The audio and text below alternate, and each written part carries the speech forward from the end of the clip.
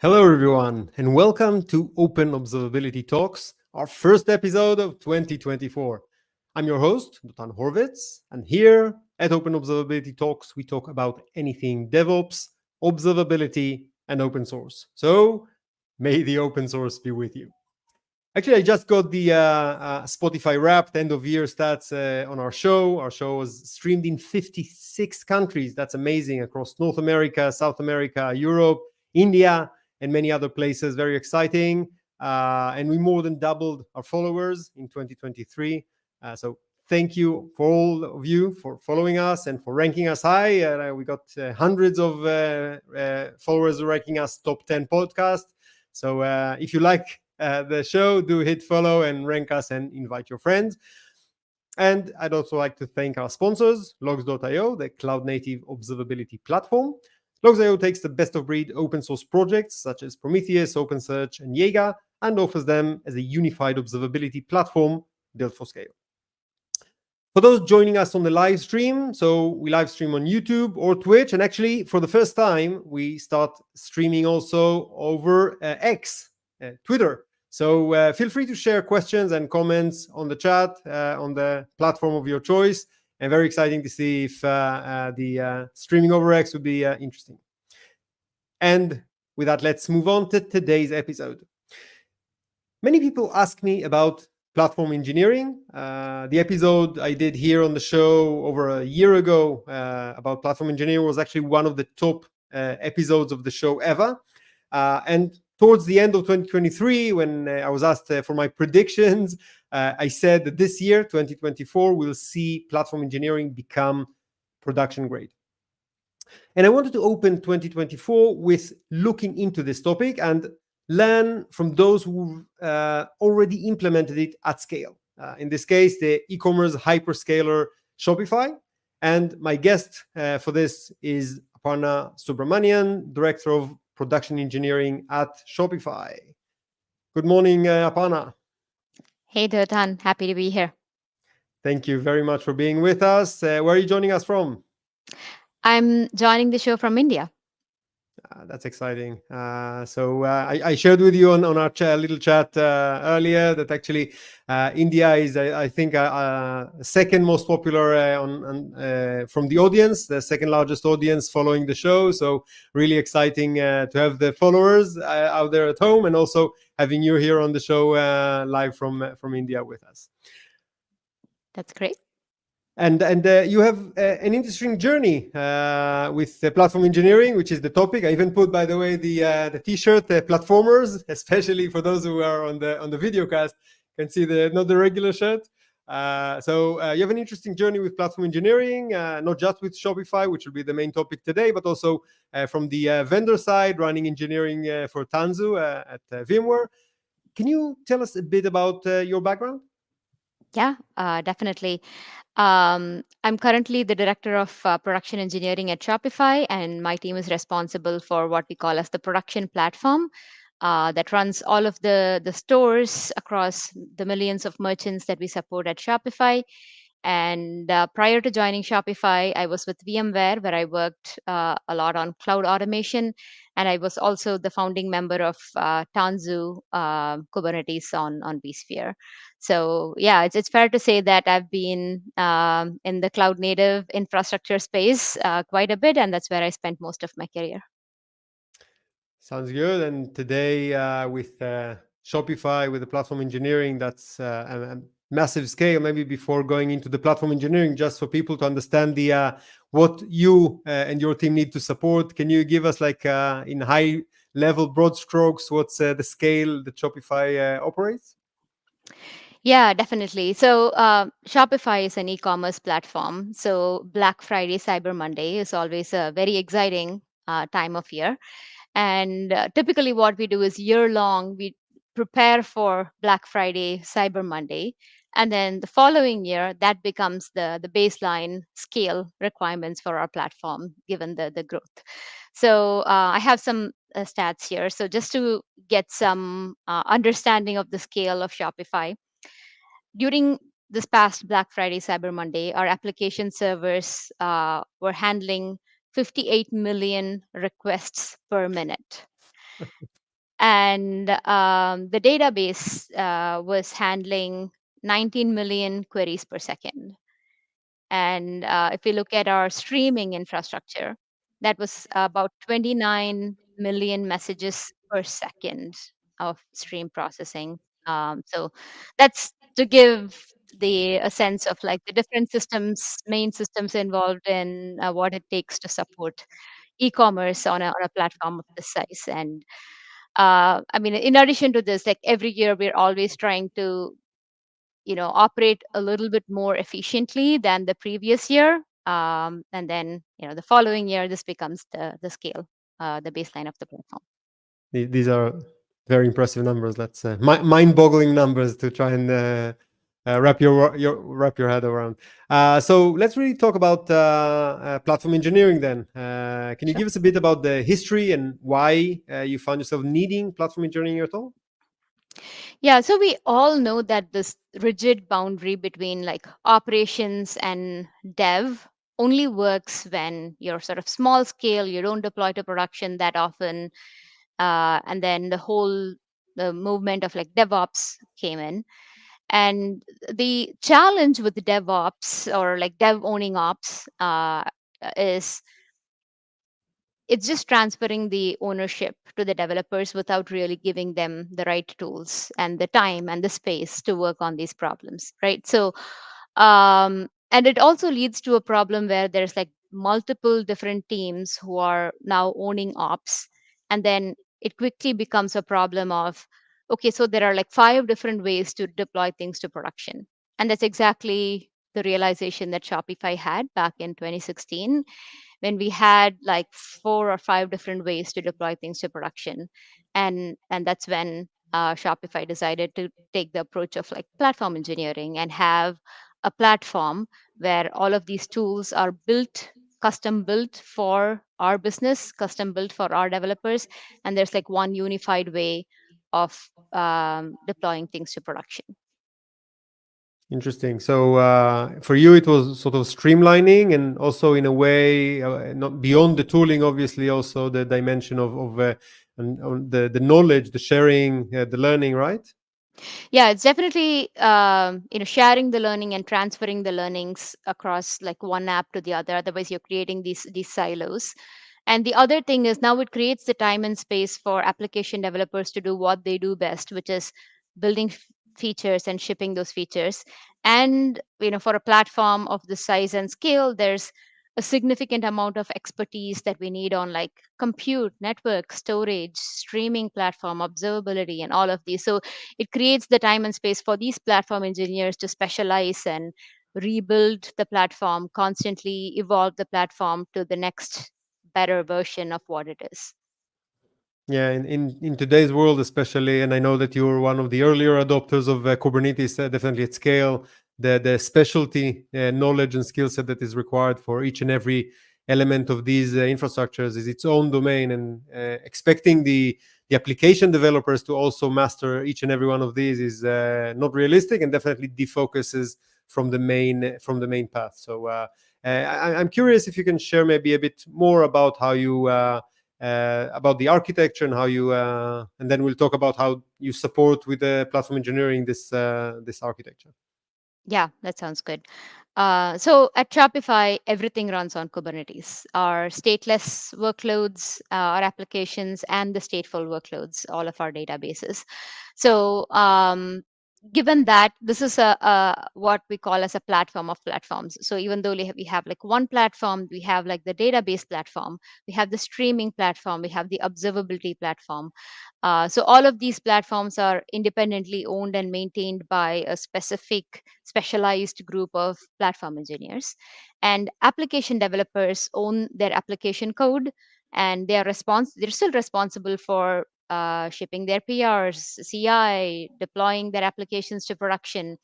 And in terms of like division of like roles and responsibilities, everybody's responsible for monitoring, everybody's responsible for being on call.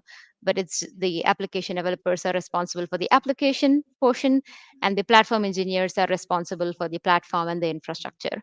And when there's an issue, we all come together to troubleshoot and figure out what's going on in the application. And in terms of like scale, I mean, I told you about like the scale that we support. In terms of infrastructure, we are at about 400 Kubernetes clusters spread across the fleet. And yeah, I mean, sometimes we say that maybe we made cluster automation too easy for ourselves. Yeah, it was actually a discussion also in the last KubeCon that I know that you were one of the co-chairs there, but about looking at Kubernetes these days, a decade to Kubernetes and going forward. And one of the things that came up in the discussion is maybe the structure of clusters is becoming too limiting, and maybe this abstraction is not the right abstraction. So a lot of discussion I know about multi-cluster deployments and management and monitoring and what merits a separate cluster and if it's the right abstraction and so on and so forth. So you're on the top scale of testing the limits on multi-cluster deployments there. Yeah, I mean, there's definitely API server limitations, but there's also just organizational, things that you want to have separate clusters for. Like most things in a cluster are not, you need a cluster admin role to perform a lot of things. So there's like other reasons to have like separate clusters, and before you know, you end up with this huge sprawl of clusters. Yeah, that's for sure. So you started touching on the on this uh, division of responsibility between the central platform engineering and then the distributed element and where things lie. And obviously, there's the separation between ops and dev. Could you try and decipher for us more on how you drew these lines, these boundaries, the division of responsibilities there? Yeah, I mean, it's definitely, I mean, i- prior to platform engineering, that it's a little bit blurry with the like, okay, dev owns ops, and then you have like a specialized team who's responsible for like scaling and reliability. But I think with platform engineering, that line is pretty clear, right? Because everything is done by self-service, and platform engineering is developing a product. They're just developing a product for the internal developer community within the company. So you have a very clear boundary where you provide them with like a self-service, CLI or portal or whatever, and then they are responsible for taking the code in their repo and whatever mechanism they have to deploy that tool to CI, and CI has all of the automation that takes it all the way to production. And they have and platform engineering provides all of the tools for monitoring production, alerting, observability, dashboards. There's resiliency. There's like on call incident management teams. So the whole process is, I think, a lot more streamlined, and I think the division of responsibility is definitely at that layer. If there's an app issue, the application team gets paged, and if they think it's an infrastructure issue, then the platform team gets paged. Interesting. I think one of the challenges that I found with implementing platform engineering has been that, especially in large organizations such as yourselves, that different teams make different choices in terms of the preferred way of working and maybe even the tooling choices because of the nature of what kinds of processing, batch, streaming, more this, more that. So even programming languages. And the question is, how do you maintain this balance between allowing the teams to make their own choices and adopt, sorry, the relevant tech stack that suits them with something centralized that is dictated centrally by the platform engineering team? That's a great question. So we don't.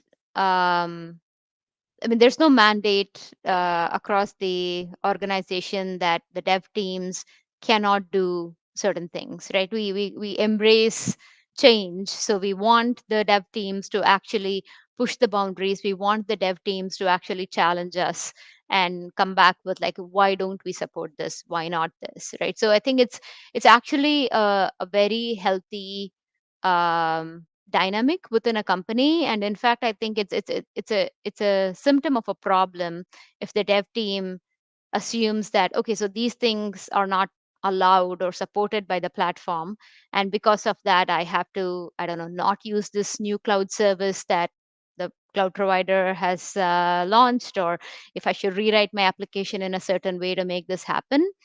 I mean, I think that's an anti-pattern to platform engineering. So I would say this is what the platform engineering teams provide is a golden path, and even that golden path needs to be challenged and it needs to evolve to suit the needs of the customer, because after all, the platform teams exist to serve these internal customers. So yeah, we actually embrace that, and we are constantly talking to the dev teams and partnering with them to make sure that they are giving us the right feedback.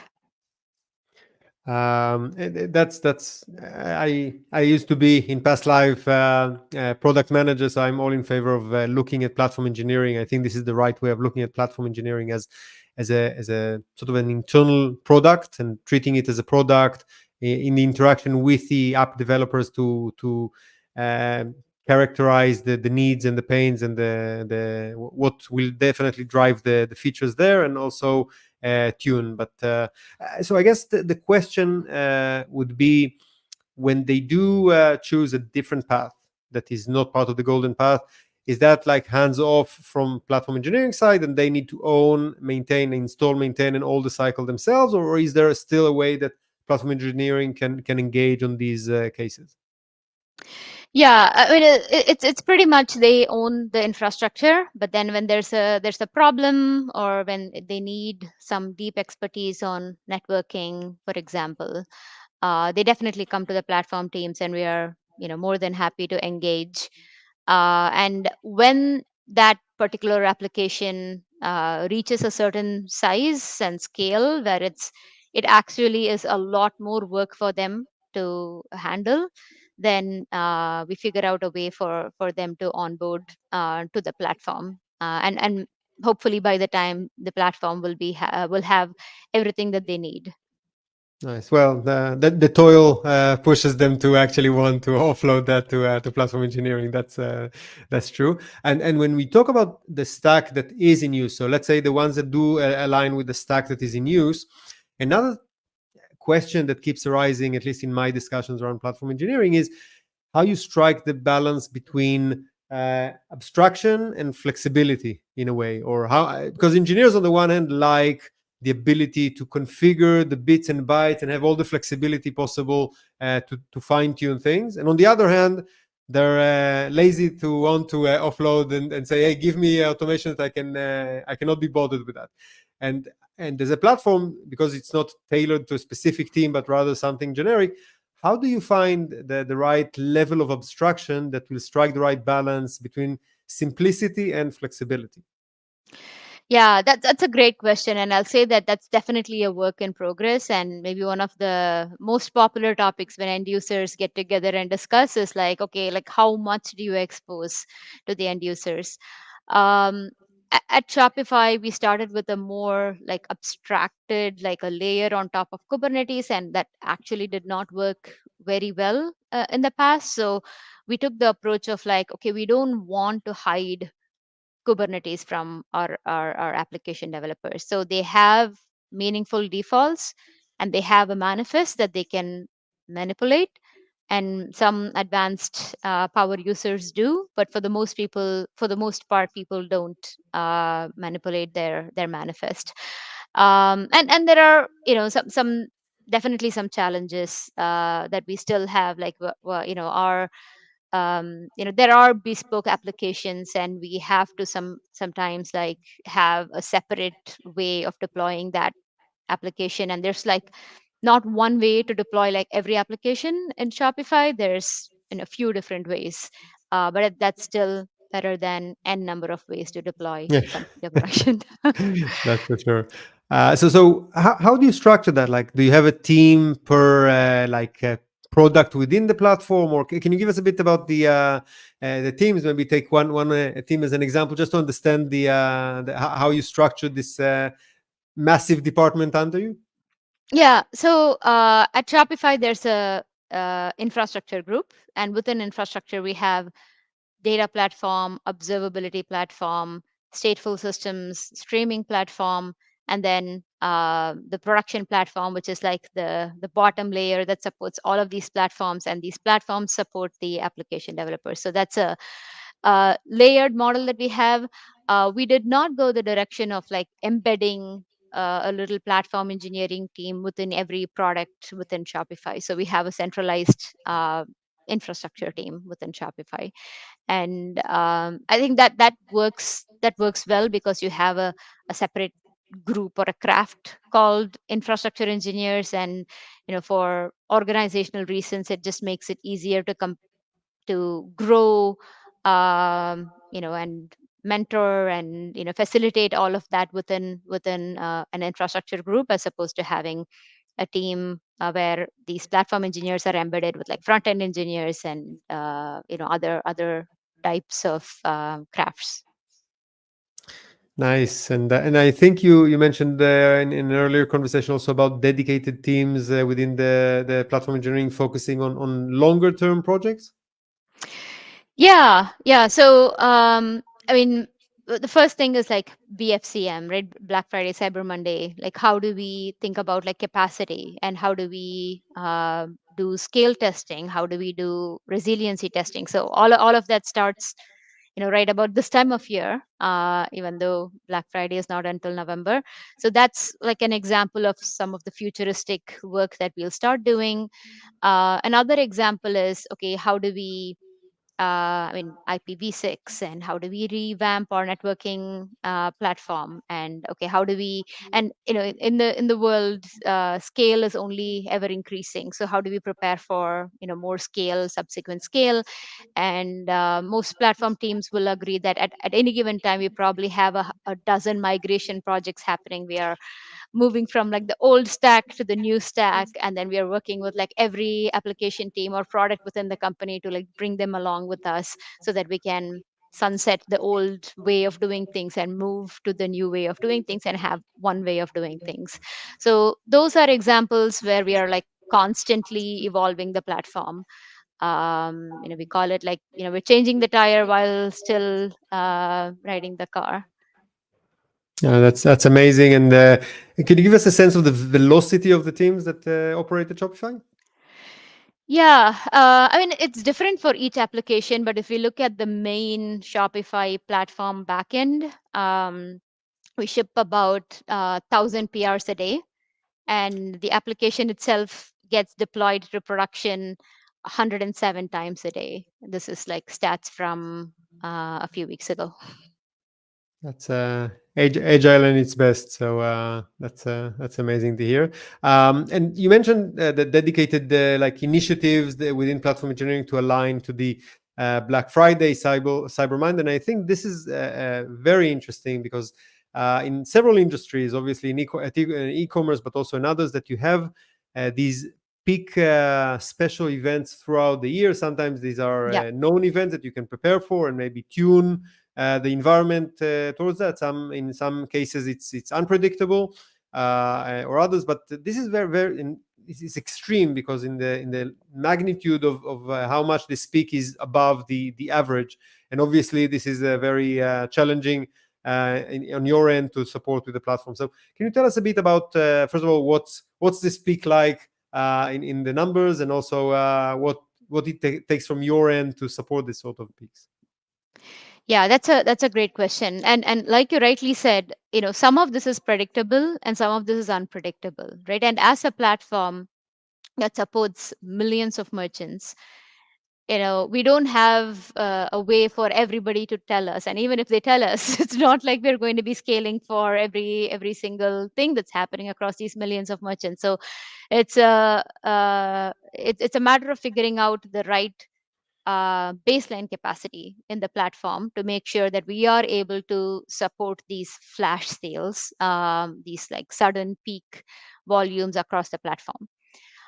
So that's like a given. That's always the platform is capable of supporting that. And the next bucket of things is like what we call as flash sale, right? So there's like a new launch, and sometimes our enterprise merchants will actually tell us that, okay, so we are expecting the platform to support, this much peak capacity at any given time. And for those kind of flash sales, there is a little bit of preparation that happens, but it's for the most part fully automated. There's a system that tracks, okay, what are all the flash sales that are happening across which regions, which zones, and how much capacity is needed for those flash sales, and we scale to meet those needs. And then BFCM, Black Friday, Cyber Monday, it's a whole another extreme where we definitely do some sort of capacity estimation. There's a data science team involved to figure out, okay, what is the capacity that we will be supporting this year.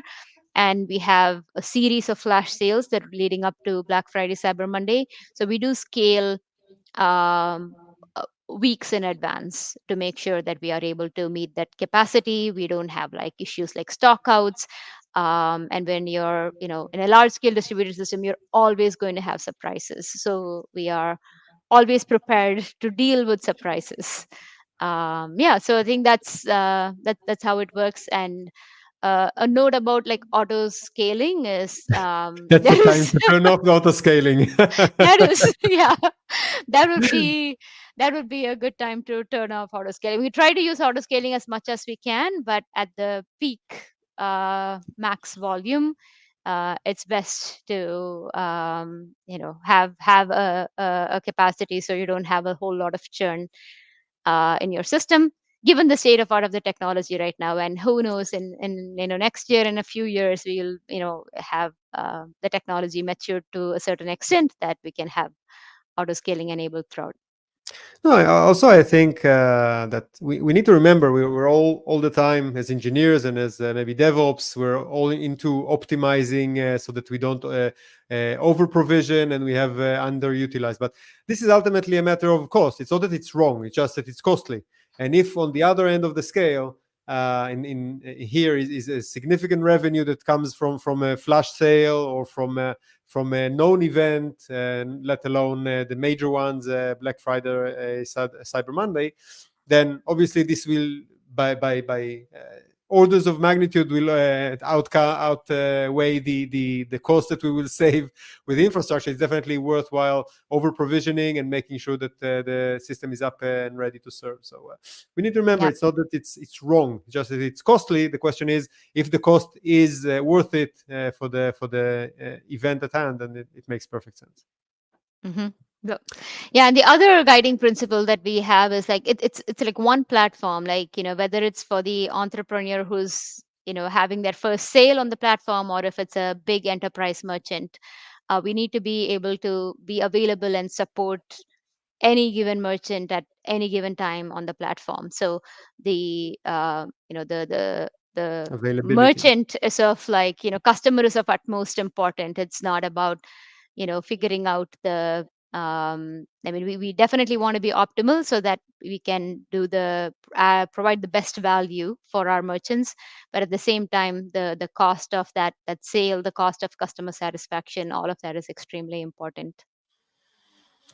Yeah, that makes sense. And I touched when I mentioned about the cost. This is definitely a significant pillar of us as a platform engineering is always to balance the cost, because otherwise things would have been much simpler and we could have done things maybe even self-hosted and maybe even provisioning to the top to the peak capacity throughout the year long or something like that. All the automation and all this sensing, and in some cases you mentioned even looping in data science to do intelligent forecasting of capacity, expected capacity needs. This all comes to essentially balance the cost, and this goes down to the, I guess, the FinOps aspect that is becoming very trendy these days with the current financial climate. Actually released over the end of the year an article about FinOps and where we're heading, and also standardizing on some of these difficult questions. So I'm curious, when you look at platform engineering from the FinOps perspective, how do you handle this concern? Yeah. So when everybody started moving from data center to the cloud. We all loved the flexibility of the cloud. Like, you can scale, you can create new things, you can create a new project, you can create a new VM. And I think over that time, maybe the pendulum swung a little bit too much on the direction of like flexibility, and it's time to like dial it back just a little bit and have uh, a little more control and best practices on like how to deploy things to production.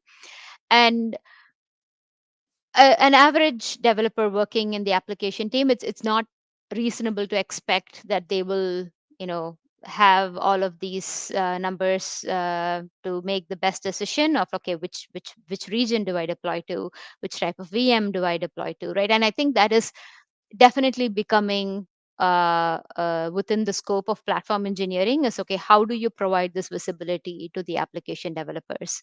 And because you know everything moved to cloud and platforms, and all of this was developing at the same time. We didn't have these abilities in the past, but it's definitely becoming a part and parcel of like platform engineering. So having the tools, having the visibility, having guardrails so that they don't make mistakes, right? So we talk about golden path, and I think as part of the golden path, there has to be these FinOps best practices in place so that the developers don't have to think. I mean, we talk about cognitive overload, like having them to figure out, okay, which region, which zone is cheapest, which VM type is cheapest. I mean, I think it's all adds to that cognitive overload for the developers. So I think having these, good example would be like maybe some sort of like policy checking in Terraform. Okay, so okay, this is what is allowed, this is not allowed.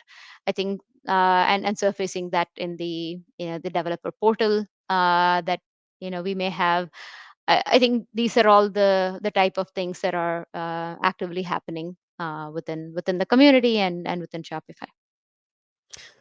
Yeah, and I think you mentioned the cognitive overload. I think alongside the toil, obviously, I think this is the main thing that I feel that platform engineering comes to help. This is when people ask me what are the main things that why do we need platform engineering. I think these are the two things. It's not about the tooling. It's not about the consolidation. It's not even primarily the financials. It's first to let engineers, the app engineers, of course, focus on what they need to do and the core business logic that they need to serve. And definitely concerns such as knowing the different regions, the different cost structures for each, and things like that is way too much to expect, and a certain certainly a defocus on these things. Yeah. You run in a multi-cloud environment, right? For the most part, we are on GKE, but yes, we also run on other clouds. Because I do see in large organizations that run in operate in multi-cloud, that also the complexity of having different cloud providers providing things that are very difficult to compare between, because Yeah. each one has its own way of reporting, the FinOps reports and things like that also makes it trickier, let's say, to try and factor these into the equation. Oh yeah, for sure, for sure. Yeah, I mean, I think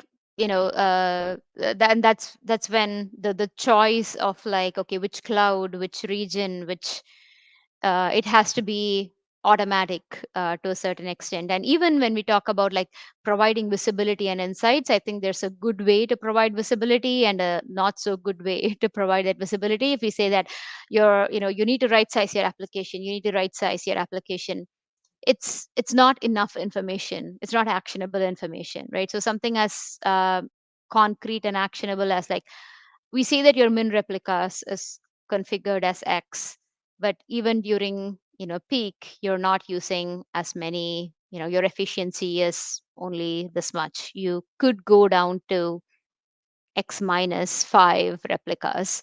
I think that would make it a lot more actionable. So I think we need to get to a point of maturity in the platform where we are able to provide these very specific insights to each application that's running on the platform. That's very interesting. And are you able to provide these recommendations based on reviews, or were you able to automate that, or maybe even applying? I hear a lot about anomaly detection as a way to engage, obviously early on. What's your path on this topic? Yeah, that's a good question. So we do a lot of things. Yeah, anomaly detection is like one way for us at a very high level. Okay, so across the number of projects that we have, across the different SKUs that we use in the platform, like okay, what has it, what has gone up? That's one indicator. And the other thing is like dashboards of like efficiency reports, and we have a internal developer platform. We have a portal through which we send action items to teams, and we provide very actionable insights. And we have um, you know uh, custom CRDs and controllers running in our clusters that actually are able to get the look at these signals and get provide these actionable insights to us. So we push those notifications to the IDPs, and that's how we make sure that this is actioned upon. And yeah, I mean, I think it's fully automated. And but I definitely think a spreadsheet is a good way to start, and then slowly figure out okay how much of it you want to automate, and how to automate it. I think it's part of the evolution. So yeah, we started with spreadsheets at some point. Nice. And you mentioned the IDP, the internal developer platform. That's something that you developed in house, right? Yes, yeah. I mean, given that we're a early adopter of Kubernetes, like all of these, some of these tools predate the current maturity in the ecosystem. Nice. We have a question from the audience. Do you use a tool such as KubeCost for monitoring utilization? That's a great question. We, like I said, we have our own custom controllers that monitor utilization, and we also use tools from our cloud provider. And we also look at the billing data and do a BigQuery export of all of the data available. And so we have our own in-house data mart to look at all of this. Yeah, well, I guess you predated KubeCost and some of these initiatives anyway, so it's not that you have the time to wait. Also in the IDP now, everyone's talking about Backstage. We Yeah. had an episode even here on the show about Backstage, dedicated for the team. But you already invented that, I guess, and you had the mature product before the industry already had an open source project that others can utilize. Yeah, and that being said, we are also constantly looking at. I mean, this whole like FinOps and cloud cost efficiency industry is like has been gaining a lot of traction in the last 6 months to a year. So yeah, we're constantly also looking at various alternatives. And like I told you before, the platform has to evolve, right? So the things that were in-house or custom built also have a lot of tech that come with us, so come with it. So we are constantly looking for open source alternatives to replace our in-house things. Yeah, and I wanted to talk also about culture. I think many of us tend to talk about platform engineering in the context of tooling and processes. That's the easier part, especially for us as engineers. But I find that a significant part of that is culture. And I mentioned the beginning of the episode that I was asked for my predictions, summary of 2023 and the predictions for 2024. I think it was for APM Digest, if I'm not, DevOps Digest, something. Alongside the prediction that platform engineering is geared to getting production ready, the concern that I did raise is that it will become yet another silo. And I emphasize the fact that we need to uh, uh, to to crack the cultural element and make sure that they establish the right communication means and processes to make sure that it doesn't become a silo. So I'm wondering how you, especially at your scale, handle the cultural aspect and building these bridges. Yeah, so I think two things help. First thing is we are not actively preventing people from being able to deploy directly to the infrastructure or to the cloud, right? So I think there's that. And when they mature and when they have when they really need the support of platform engineering and the platform, we're happy to onboard them. And the second thing is, whenever there's like a when the application teams are saying that, well, we can do this in the platform, so we have to like implement a bunch of workarounds, or we have to rewrite things. That's a symptom of like that silo happening, right? And it can happen time to time, and that's the only way is for these teams to collaborate, have like a joint mission, work on something together. And yeah, I mean, I think that's really the only way to avoid it. It's to a certain extent, we should expect that it will happen, and figure out ways to overcome that. First of all, I can tell you that you're not alone in this journey, and we all struggle with this. Thanks for sharing, and definitely it's something that we're as a community and as an industry are trying to find the best practices, and that's why I wanted you on the show also to share your journey and your struggles and your insights, because I think we can definitely learn a lot from that.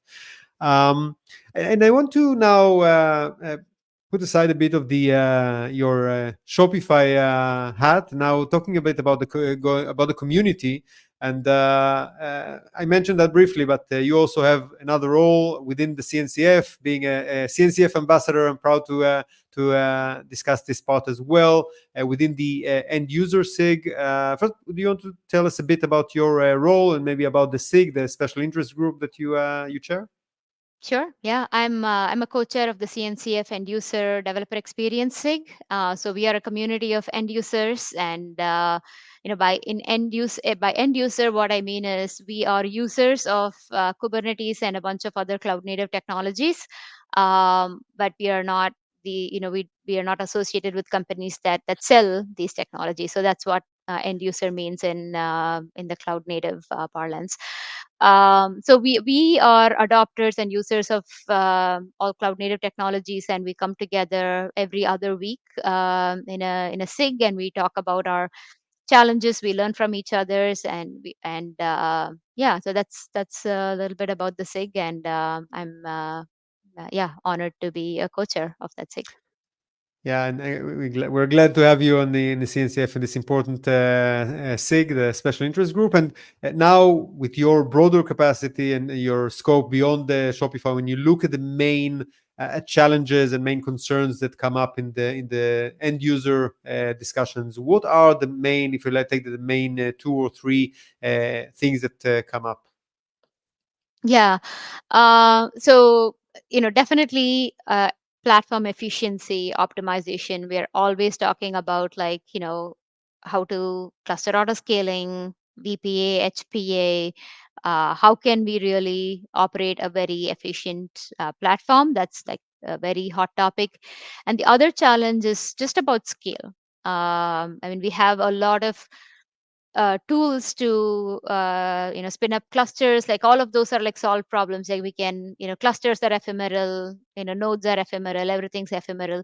But then now we've ended up with the complexity of a very large fleet. So how do you, multi-cluster management, and is even a cluster, is that a meaningful thing? Because we have 400s of those things to manage. So how do we come up with, like, things like cluster sets and multi-cluster management? So that's a challenge that we are, I think, still dealing with.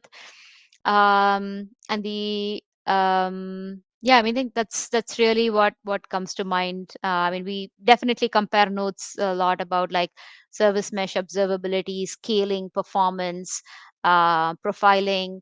And really, the biggest challenge that I would say is, like, okay, how do you evolve your platform, right? Because if you don't evolve your platform, then nobody's going to want to use it, because it's going to become legacy very quickly. And we are in the cloud native technology landscape, where you're constantly have, like, so much innovation going on, so many tools. So you want to move away, you want to get rid of your tech debt, you want to evolve the platform, you want to simplify the platform. So we're that's really the biggest challenge is, okay, how do you do that while still supporting your business, all of your internal developers who are running on your platform. So that's yeah, that's where we are.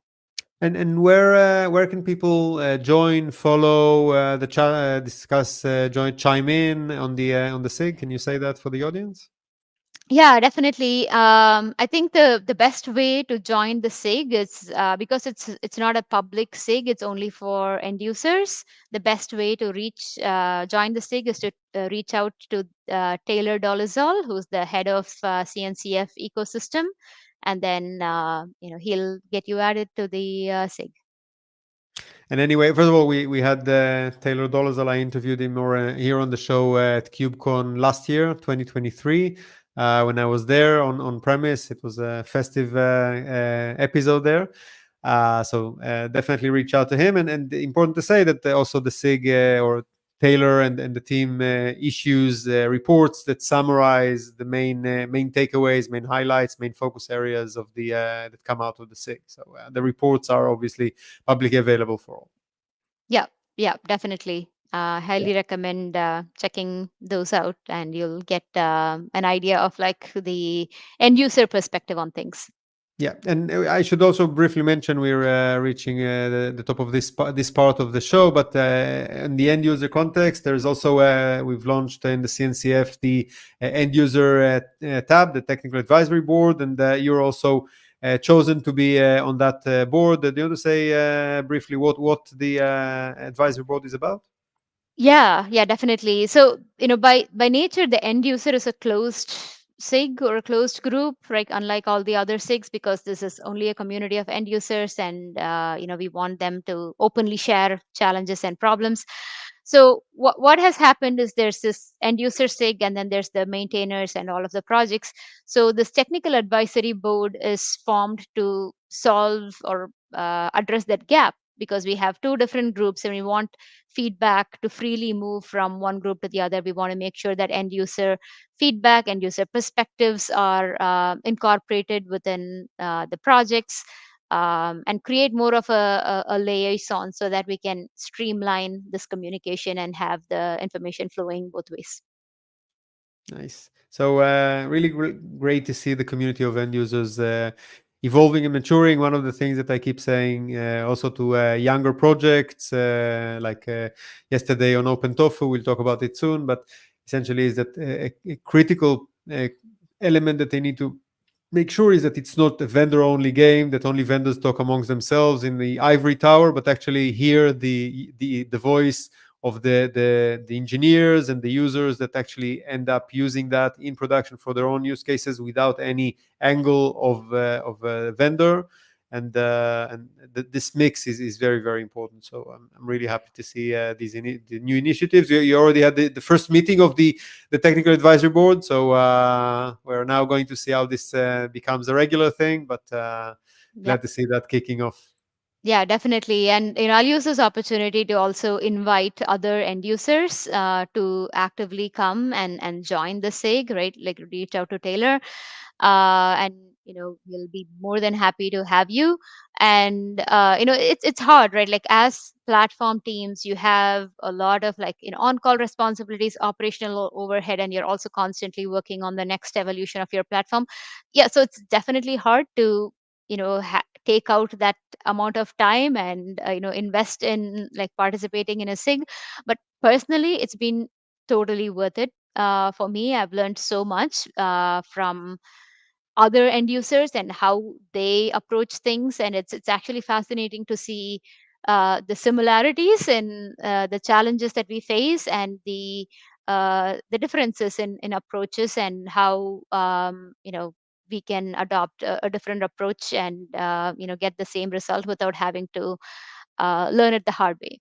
So Exactly, yeah, that's the it's been power of absolutely community. worth it.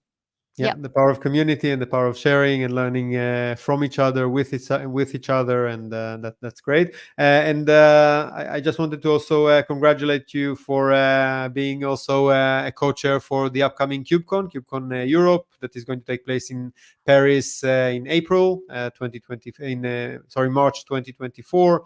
So Yep. first of all, hoping to see you in person there, That's awesome. and the registration is already open, so everyone who's planning on being there, do follow up. I'm going to try and be there. I was invited to speak at Observability Day, which is one of the co-located events, so it's going to be very exciting. And obviously to see you there on stage. So good luck with mastering this, orchestrating this huge event. And where can people, besides catching up with you at KubeCon, where can people follow up with you or follow you or reach out to you? Yeah, all the usual places. Twitter is fine. LinkedIn is actually best. So yeah, and the CNCF Slack channel, the Kubernetes Slack channel, those are even better. So yeah, looking forward to hearing from you. Great. So Aparna, thank you very much. But before, don't disappear. We're going to thank you again at the end of the episode. But now we're going to the second part, which is, as always, the breaking news. And beginning of a new year, 2024 was quite a busy in terms of updates. The most hot off the press one is OpenTofu project that has reached GA, general availability or stability in the Linux Foundation terms just yesterday. Now we're broadcast day before we're live streaming this on January 10th.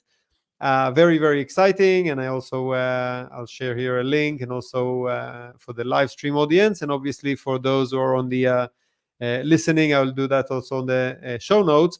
But very exciting. Just for those who don't remember, OpenTofu is the open source fork of Terraform, of HashiCorp Terraform, that followed the relicensing of Terraform to a non-open source license.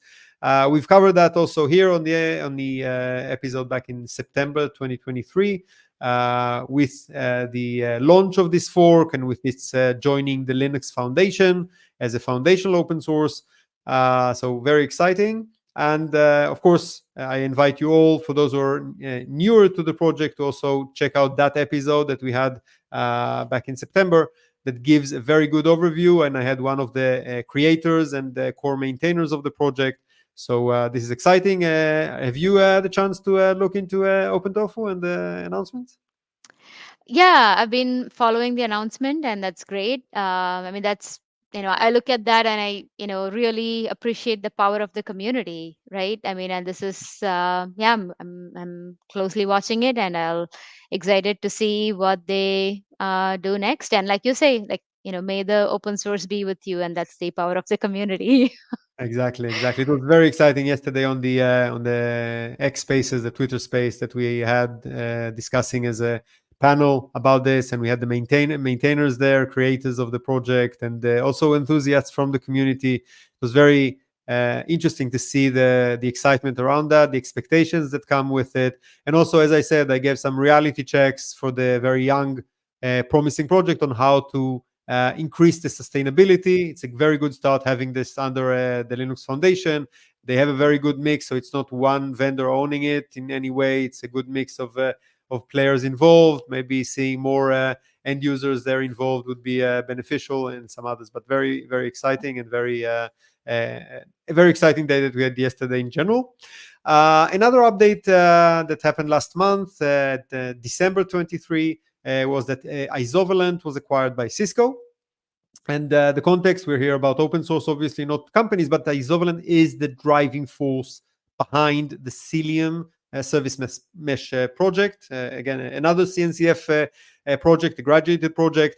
And obviously, I hope that Cisco will be wise to keep that work around the open source. For those who haven't seen that, on my KubeCon Chicago recap episode here a couple of months ago, I covered the service mesh landscape and updates, including the acceptance of Cilium as a CNCF graduated project. So I highly recommend, for those who are interested in this domain, to check out this episode as well. I'm pasting here the link. And yeah, we're seeing now Istio as a graduated project and Cilium as a graduate project. So we see the maturity in the service mesh landscape. Are you, by the way, using service mesh internally? Yep. We use service mesh. We use Cilium So yeah, exciting to see the maturity in the project, and yeah, hoping that Cilium will remain a vibrant community that it is. Yes, definitely. Some more things. Again, beginning of 2024, we had quite a few year-end summaries and predictions. So I wanted to share on the news updates. There was a new the new stack published a very nice piece on observability in 2024 that I will share here with the audience. And there was the one that I mentioned, and one that from API Digest, also an interesting piece with predictions about OpenTelemetry. OpenTelemetry, again, another very important project within the CNCF, one that we've covered here extensively on the show, being open source and observability centric. That's definitely becoming the golden path here. So very interesting predictions about where the project is heading in both the maturity, the production readiness, reaching out from backend to more front-end related and client side related.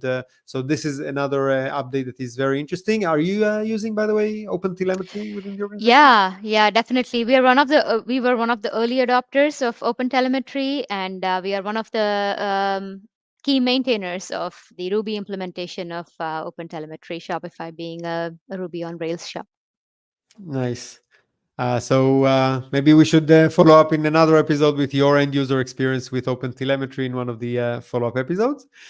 And another one that I wanted to share, Open Observability 360. There's a very promising newsletter that I wanted to bring up for those who don't know, and it gave an end-of-year awards. I'm proud to share that our show, Open Observability Talks, was named Best Podcast of the Year. So do check out both the awards and the newsletter in general for useful resources and tools for observability. That's what we hear about also on the podcast. So I think it's a very valuable resource.